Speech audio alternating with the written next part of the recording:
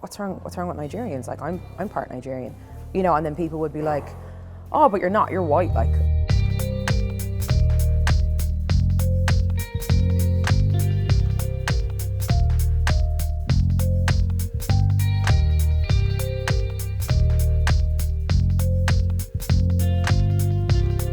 My name is Jess, I'm a musician, and my background is my mother is Nigerian Irish. I think being a musician, people potentially kind of assumed that I was identifying with this part of my background because it was cool, you know, which I think was more of an onus on them in regards to kind of fetishizing or kind of objectifying or reducing race and blackness as this kind of cool thing, you know, whereas for me it was very much a part of who I was. Being a teenager and you question your identity and kind of where you're coming from, and especially kind of growing up in Ireland, you know, as a teenager in kind of the late 90s, early kind of noughties was when we were kind of getting a lot of immigrants coming into the country. It's when kind of people started to be like, oh, those Nigerians, and I was kind of bristling, being like, what's wrong with Nigerians? Like, I'm part Nigerian, you know, and then people would be like, oh, but you're not, you're white, like, and I,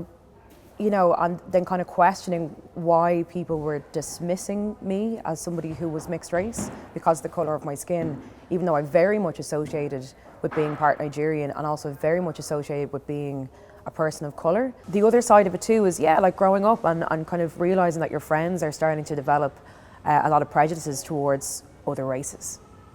And you have to kind of be like, do you not understand how that affects me as somebody who's mixed race, and them not really understanding why and having to have those conversations. So a lot of patience was needed, and a lot of times, not a lot of times, but sometimes it was about walking away from certain people, you know, and that's okay. You know, if that's something you have to do, it's something you have to do. We were one of the first post-colonial countries. We were one of the first countries to lose our language. We were one of the first countries that had a culture that was separate from our culture forced upon us.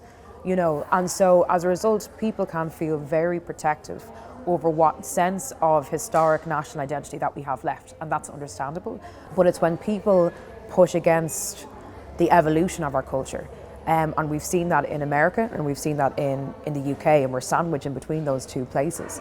We need to learn not to do what America did. We need to learn not to do what the UK did, and make sure that we absolutely embrace the history of what Ireland is and the culture of what Ireland is, but also accept that we're moving forward and we're becoming multicultural as well. We have so many people in this country who are contributing, who are not stereotypically white Irish from this lineage of 900 years. You're going to see people from a multitude of different nationalities and national background, and that is where we're coming to.